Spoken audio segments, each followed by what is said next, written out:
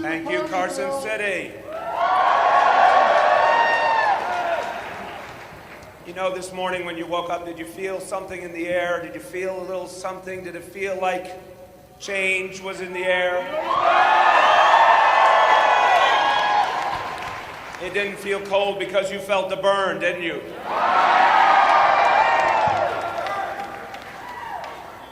Everybody here has been part of building this extraordinary movement, and it has only just begun.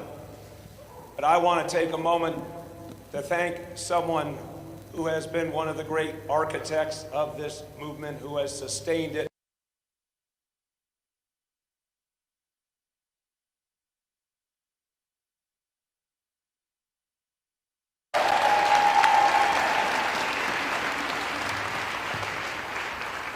Now, I have some questions for you. Are you fired up for Saturday? Are you ready to caucus? All right, let's take this up a notch. Are you ready to take on the billionaire class in America?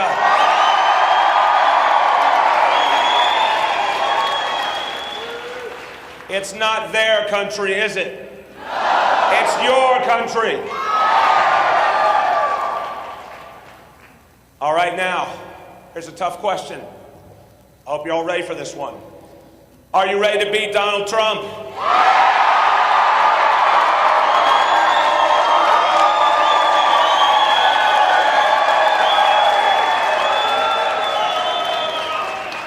Are you ready for him to retire in Mar-a-Lago?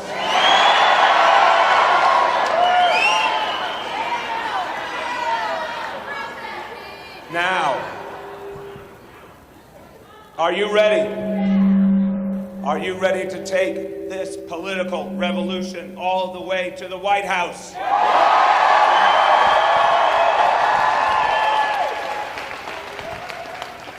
Now, I have come from far away to spend some time with you. I've come from New York City.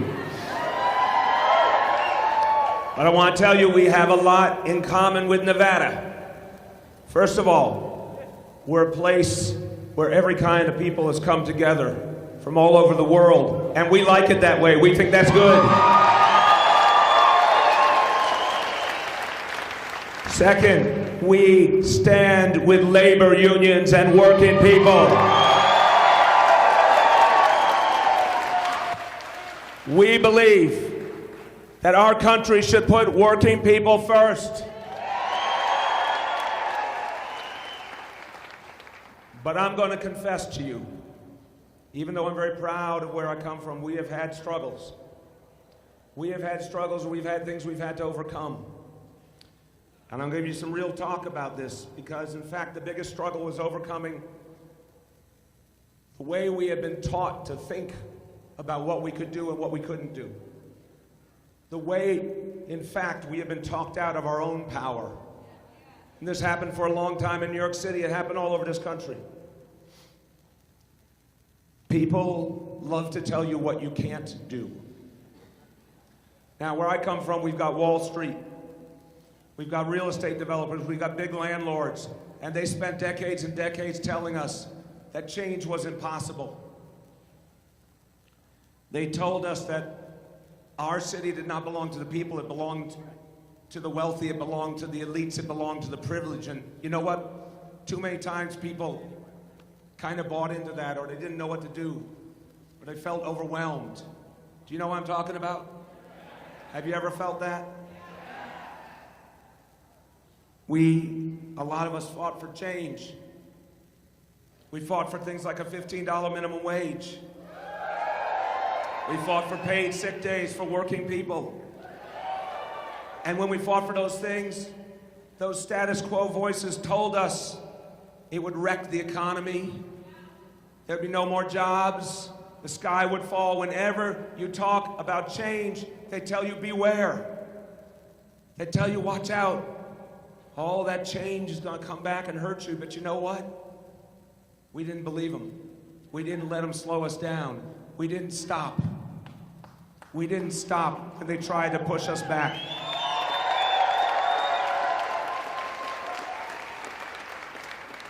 And brothers and sisters, one of the biggest lies that was told was about a very tragic approach to policing called stop and frisk. For years and years, we were told that we needed a broken and discriminatory system that denigrated young men of color, that separated police from community and created division. We were told we needed it. If we didn't have it, oh my God, there'd be so much crime, there'd be so much chaos. We were brainwashed. But a lot of us didn't believe it. A lot of us fought back. I am sorry to report to you that the chief proponent of stop and frisk is in fact running for President of the United States in this election.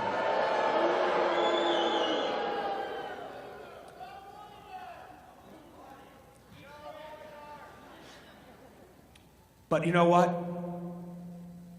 They kept telling us, and they kept telling us. And what it always boiled down to was don't rock the boat, don't change the status quo. When you translate it, it's not actually hard to understand. They always tell you, leave things the way they are so they can keep the power and the wealth for themselves. That's what it always comes down to. The powers that be, the corporate interests tell us what we can't do, but it's up to us to not believe them.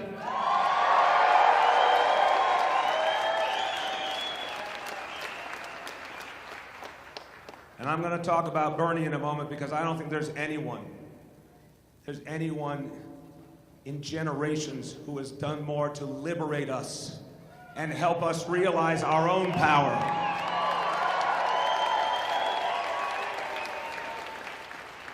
Because those with power, they're so used to looking down on us that they don't know what we're capable of. When working people come together, we can do extraordinary things, can't we? So I'll tell you, I'll finish the story of New York City. We came together, we didn't listen to the lies, and we got the $15 minimum wage. We didn't listen to the lies, and we got paid sick days for working people. We didn't listen to the lies, and we ended stop and frisk for good.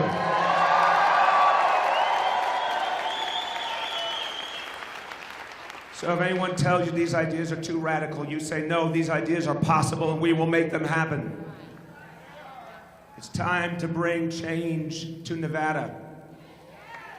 It's time to bring change to the United States of America. Do you deserve an economy that works for everyone? Do you deserve a fairer criminal justice system? Do you deserve a Green New Deal? Do you deserve Medicare for all? And it's time to do it. It's time to do it, all of us together, to build this movement.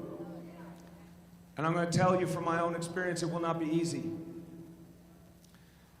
It will take nothing less than a political revolution. And you will meet many opponents along the way, and you cannot be discouraged. And if you need a little bit of confidence, if you need a little bit of hope, well, I remind you, just a few days ago, who won in Iowa? And then who won in New Hampshire? And who will win this Saturday in Nevada?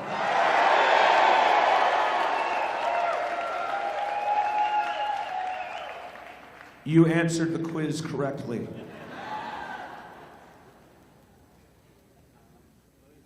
There's only one candidate, brothers and sisters. I feel this in my heart.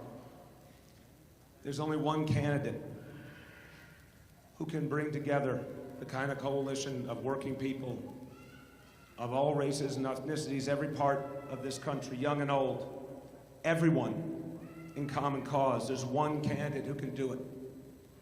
There's one candidate who can not only win the White House, but then build a movement for change.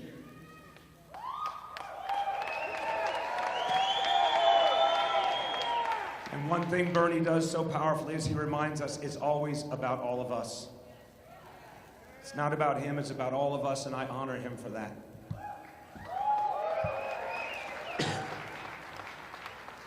We know who he is because he's been the same person. He has believed in the same things decade after decade. We know who he is because he has had the faith in us to show us what we can do, to believe in our power.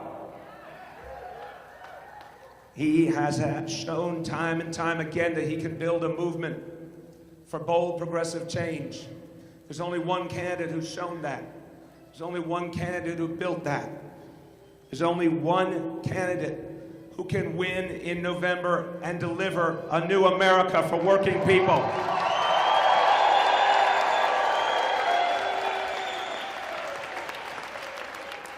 So the last thing I'm going to say to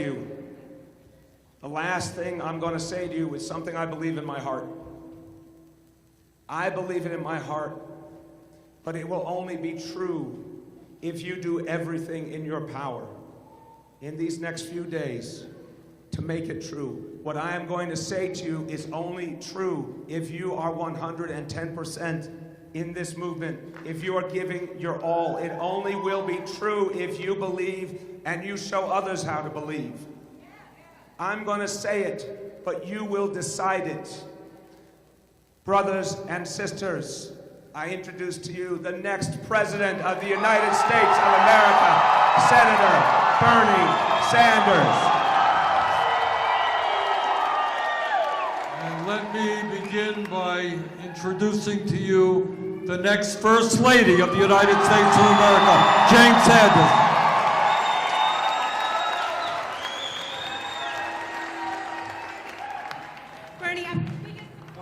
Bernie, I'm your biggest supporter, and I'm here to ask you to stop propping up the dairy industry and to stop propping up animal agriculture. I believe in you.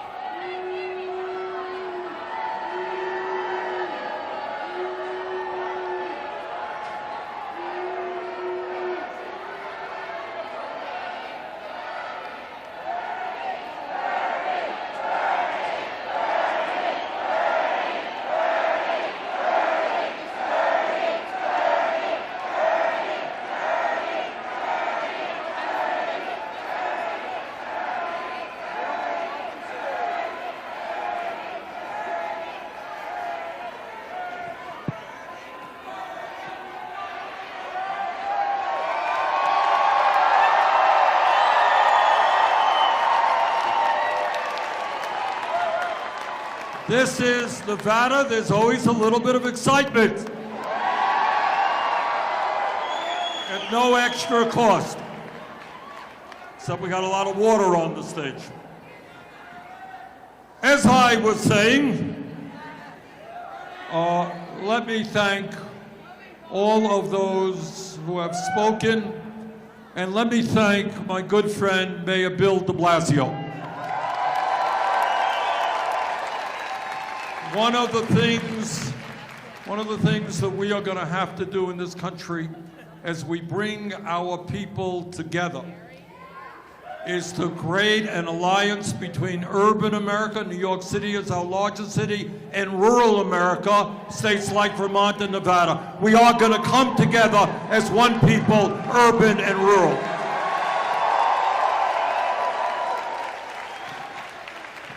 What I want to do today is, you know, our campaign is different than other campaigns because we're asking people to kind of think outside of the box. We're asking people to ask questions that you're not going to see asked in the corporate media or in the United States Congress. The message of our campaign is also different. I'm not here to say vote for Bernie Sanders and everything is going to be great. What I am here to say is that if we stand together by the millions in the fight for economic justice, social justice, racial justice, and environmental justice. If we stand together, we can transform this country.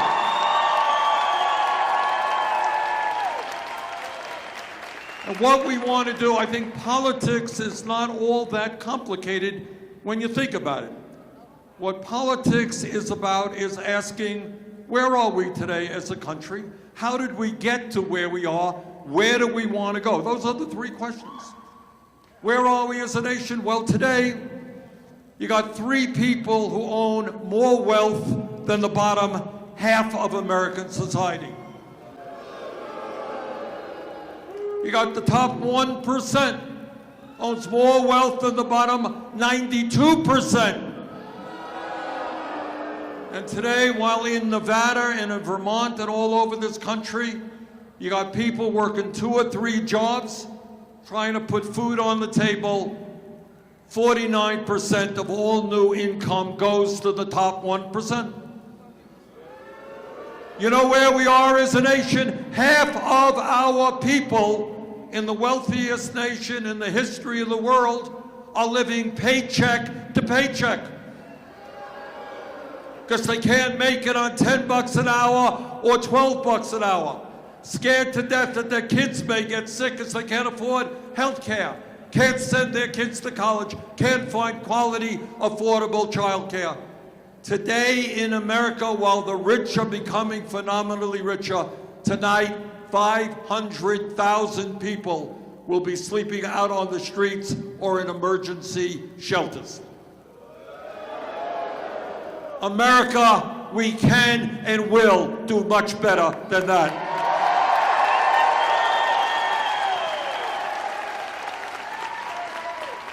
Well, how do we get to where we are? How do we get to have more income and wealth inequality today than at any time in the last 100 years?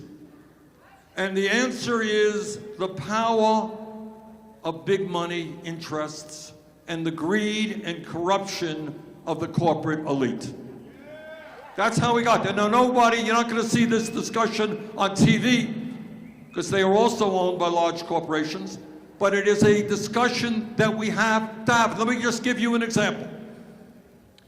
Right now, we got a president who claims to be a billionaire. We don't know. He lies all the time. But we'll give him the benefit of the doubt. And just yesterday, he held a fundraiser, I think, in Florida. 40 of his billionaire pals came. No problem, any of you can go to that. All you gotta do is fork over $580,000 apiece to the Republican Party. That's what goes on, $580,000, and Donald Trump will take a photograph with you. Lucky you. But it's not just Trump.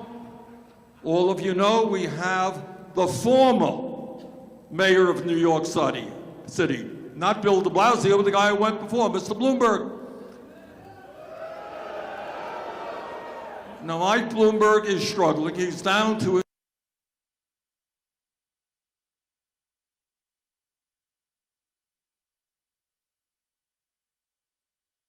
How are you going to make it on $60 billion? Mike is trying. And what Mike is trying to do, that's right, let's give him a little bit of help here. He's trying. Man's struggling. And in the midst of his $60 billion, he says, hey, you know, I used to be mayor. I'm kind of retired now. I know what I'd like to do. I'd like to become president of the United States. Hey guys, how do I buy the presidency? Well, you buy the presidency, at least he's going to try to buy the presidency, by spending hundreds and hundreds of millions of dollars on TV ads. I didn't see Mike in Iowa, where we were holding town meetings with folks there. Didn't see him in New Hampshire. Hey, you know what? I didn't see him here in Nevada. Didn't see him in South Carolina. But he thinks he can buy this election.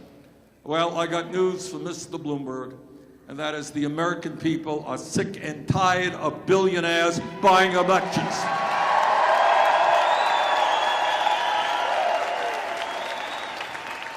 But it is not just Donald Trump, and it's not just Mike Bloomberg. We got candidates who are running on the Democratic, trying to get the Democratic nomination. Pete Buttigieg, Joe Biden, nice guys. I'm not here to criticize them. But they are reaching out. Both of them have received campaign funds from more than 40 billionaires. Pete has gotten money from the CEOs of the drug companies, the healthcare industry. So what makes our campaign different is we're raising money too, but we ain't raising money from billionaires. We don't have a super PAC. We have received more campaign contributions from more Americans than any candidate in the history of American politics.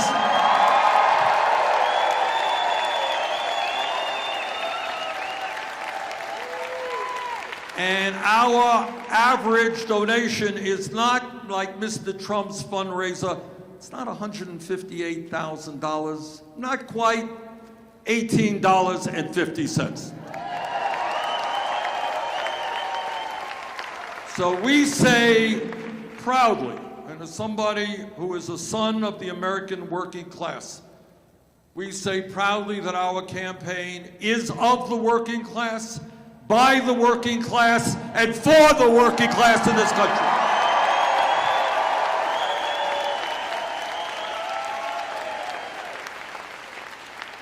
And that we will create an economy and a government that work for all of us, not the billionaires and the wealthy campaign contributors.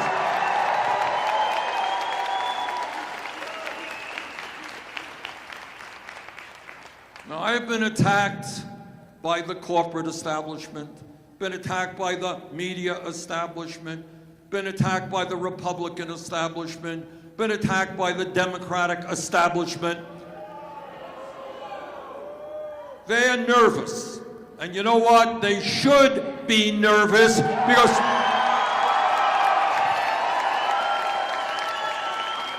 they are nervous because working people are waking up and are going to stand up and fight for justice.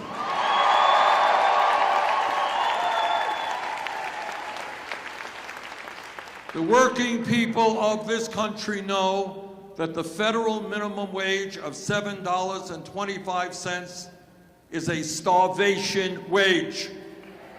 And that is why we're going to raise that minimum wage to $15 an hour. The American people know that women should not get 80 cents on the dollar compared to men. Equal pay for equal work. And the American people know that if we're going to grow the middle class in this country, we need to grow the trade union movement, make it easier for workers to join unions, not harder. And we've got legislation in that will double union membership over a 4-year period and do away with right-to-work legislation all over this country. We're going to put, the truth is today that unemployment is reasonably low. But the other truth is that most of the jobs being created are not paying workers a living wage. And that's why we're going to put millions of people to work rebuilding our crumbling infrastructure and good-paying union jobs. And when we talk about an agenda for working families, we're going to prioritize education in America. This is the richest country in the history of the world. We should have the highest quality child care, universal child care system in the world. We're going to triple funding for Title I low-income schools so all kids get a quality education. And you know what? I've been all over this country and I've talked to teachers who tell me they're about to leave the profession, great teachers, because they cannot make it on the salaries they receive. We're going to raise teachers' salaries in this country. No teacher should earn less than $60,000 a year. And we're going to make public colleges and universities tuition free. Now, 12 years ago, against my vote, Congress voted to bail out the crooks on Wall Street, whose illegal behavior nearly destroyed our economy, and Nevada was very hard hit by that economic downturn. 2 years ago, Trump and his friends gave the billionaires, gave the 1% large corporations $1 trillion in tax breaks. So today we have the absurd situation where Amazon last year made $11 billion in profits, owned by the wealthiest guy in America, did not pay 1 nickel in federal income tax. Hey, Jeff Bezos, next year Amazon's going to start paying taxes.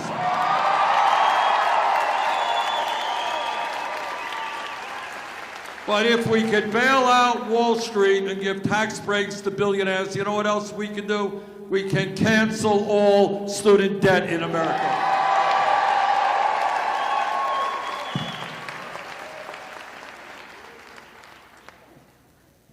The United States of America, our great country, is the only major nation on earth not to guarantee health care to all people as a human right. My friends, together, we're going to end that outrage. Health care is a human right, not a privilege.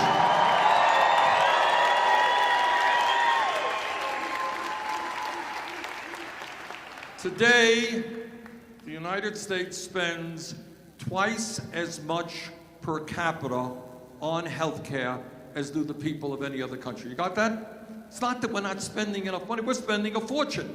We're spending $11,000 for every man, woman, and child. And despite that huge expenditure, we got 87 million Americans who are uninsured or underinsured with high deductibles and high copayments. And I want you to hear this.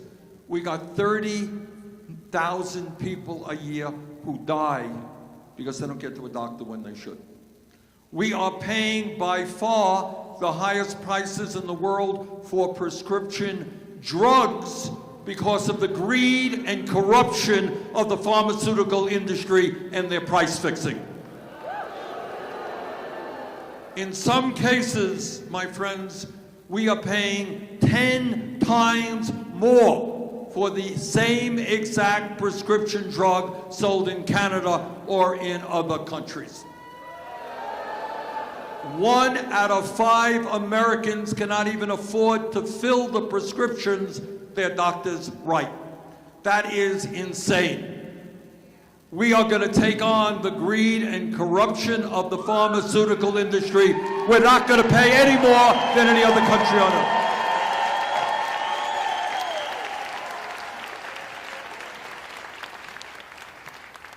The time is long overdue for us as a nation to do what other countries do. And that is, we will pass a Medicare for all single-payer program.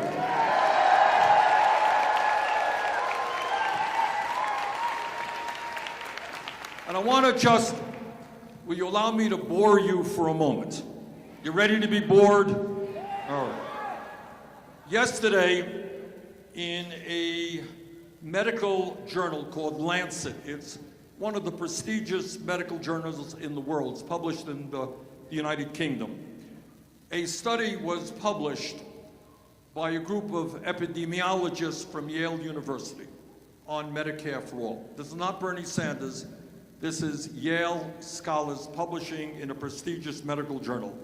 This is what they said in that article, and I quote, "Taking into account both the cost of coverage expansion," in other words, on the Medicare for all, more people are starting to get the health care they need, "and the savings that would be achieved through the Medicare for All Act, we calculate that a single-payer, universal health care system is likely to lead to a 13% savings in national health care expenditure equivalent to more than $450 billion annually.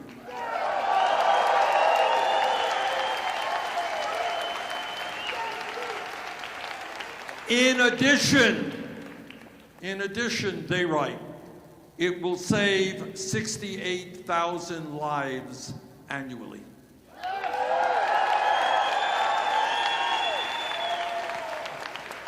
In other words, if we end the profiteering of the insurance companies and the drug companies, and they made $100 billion in profits last year, if we end the absurdity of having thousands of different healthcare plans and the hundreds of billions it takes to administer these thousands of plans. All of you have had the experience of getting on the phone, arguing with some insurance company. You thought you were covered, and they're telling you, you're paying for the other guy at the end of the line who's telling you you're not covered when you paid for it, and you thought you were covered.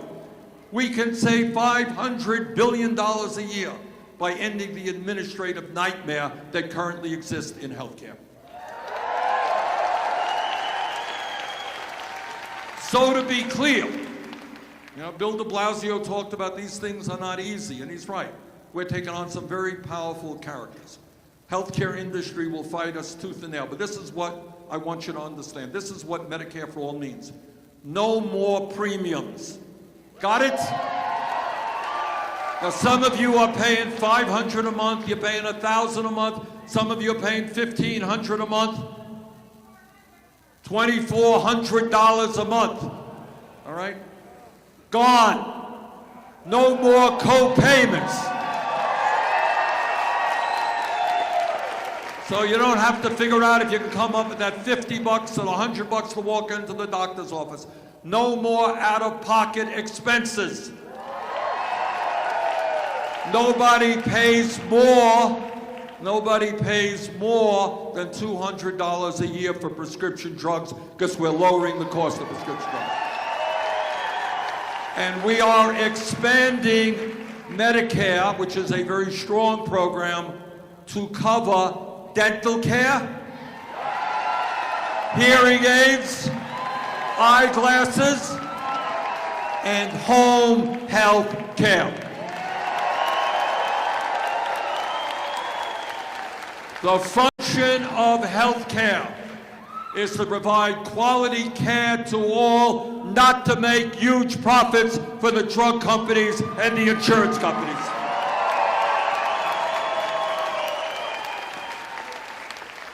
Now, we have a president who embarrasses us every day. President who is a liar, who is running a corrupt administration. President who is undermining American democracy, who doesn't understand the Constitution or the separation of powers. We have a president who is a racist, a sexist, a homophobe, a xenophobe, and a religious bigot. And those are his best qualities. And that is why we're going to make Donald Trump a one-term president.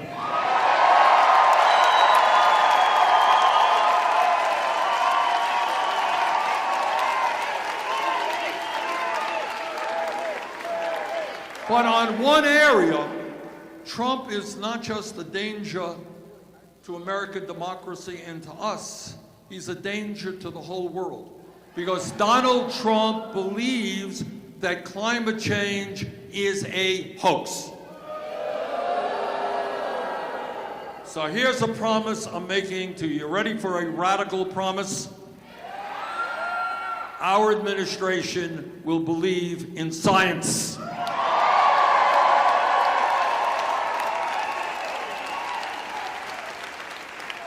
And what the scientists are telling us is not just that climate change is real, that it is caused by human activity and it's already causing damage all over the world. What they are telling us is that if we do not get our act together in the very near future, there will be irreparable harm done to this planet. And it seems to me, as you look at Australia burning, as you look at what happened in the terrible fires in California, as you look at the polar ice caps melting and the oceans rising, when you look at the unprecedented level of extreme weather disturbances, Venice, Italy, underwater, Houston, Texas, underwater, when you look at all of that, you understand that we have a moral responsibility to make sure that the planet we leave our kids and future generations is a planet that is healthy and habitable.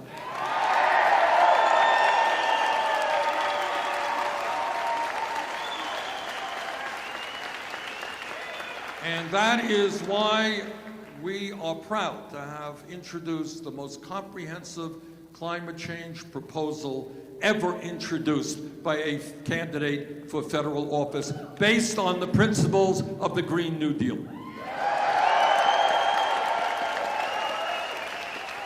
And it's why I'm so proud to have the endorsement of the Sunrise Movement and the great young people in this country. And what that proposal says is not complicated. It says that as quickly as humanly possible, we're going to transform our energy system away from fossil fuel to energy efficiency and sustainable energy. And I want and believe that the day will come in the near future when the great state of Nevada will be one of the leaders in the world in solar energy. That's what you should be. And what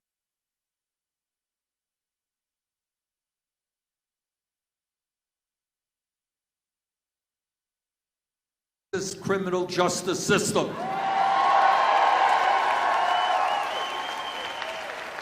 We don't want to live in a country that has more people in jail than any other country on earth, including communist China. So we are going to invest in our young people in jobs and education, not more jails and incarceration. We are going to end private prisons and detention centers. And I'll tell you what else we're going to do. We're going to end the war on drugs. And on day one, through executive order, we will be able to legalize the sale of marijuana in every state in this country.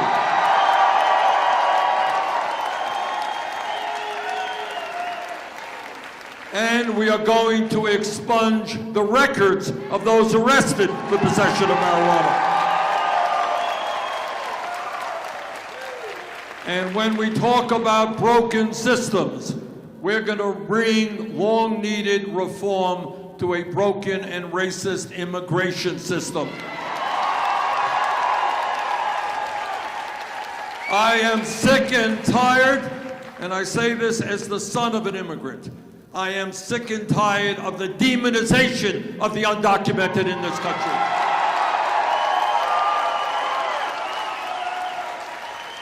You know, it's a funny thing about Trump. Oh, he hates the undocumented, except when, as a private employer, he could exploit their work in his resorts and building projects. He loved the undocumented then. So what we are going to do is move toward comprehensive immigration reform and a path toward citizenship for the 11 million undocumented. On day one, we're going to rescind all of Trump's racist immigration executive orders. On day one, we're going to restore the legal status of the 1.8 million young people and their parents eligible for the DACA program. On day one, we begin to end a process at the southern border which allows federal agents to snatch babies away from the arms of their mothers.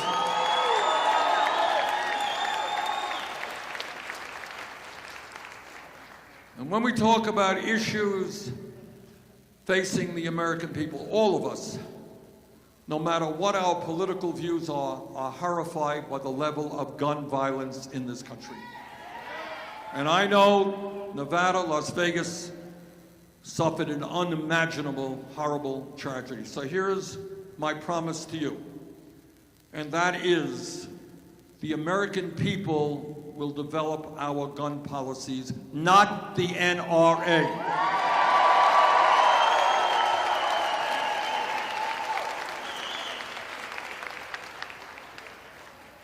And that means that whether the NRA likes it or not, we're going to have universal background checks.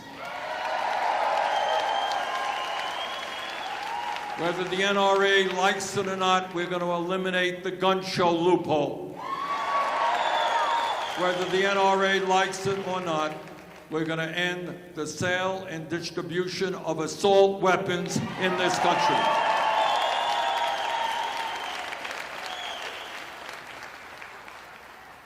You know, as a United States Senator, I listen to a lot of speeches for my Republican colleagues. And one of their mantras, as I'm sure you're familiar with, is they say, we're really conservatives. We believe in small government. We believe in getting the government off the backs of the American people.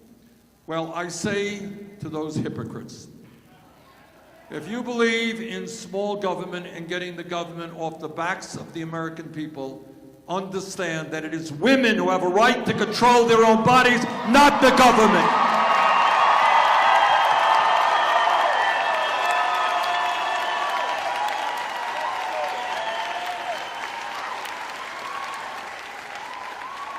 Now, I don't have to tell anybody here that we are having right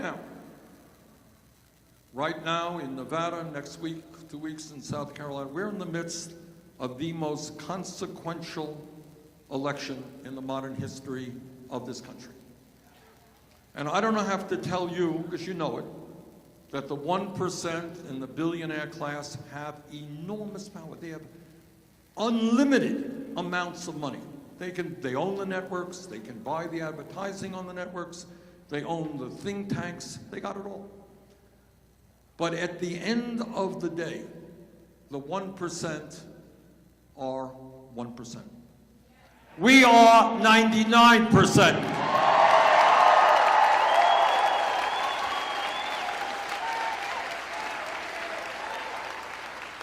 And if we do not allow Trump to divide us up based on the color of our skin, where we were born, our religion, our sexual orientation.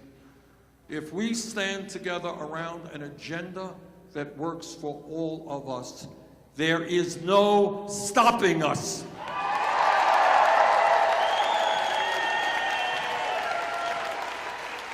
So right now, as all of you know, next Saturday is the Nevada caucus. And for the next 3 days, I believe there is early voting. That's a new thing. So my plea to all of you is please come out to vote. If you can vote early, great. If not, show up at the caucus next Saturday. Bring your friends, bring your family. If we have, as I hope we will, the highest voter turnout in the history of the Nevada caucus, we're going to win here in Nevada.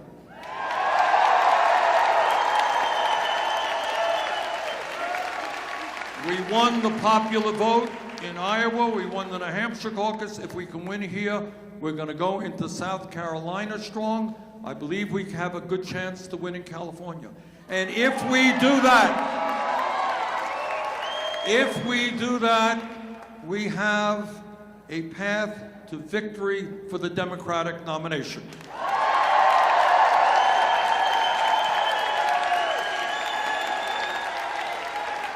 And when we win the Democratic nomination, we're going to be back because we're going to win and defeat Trump in Nevada and all across this country.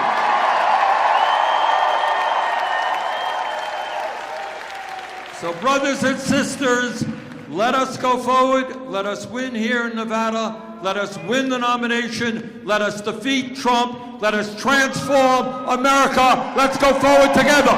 Thank you all.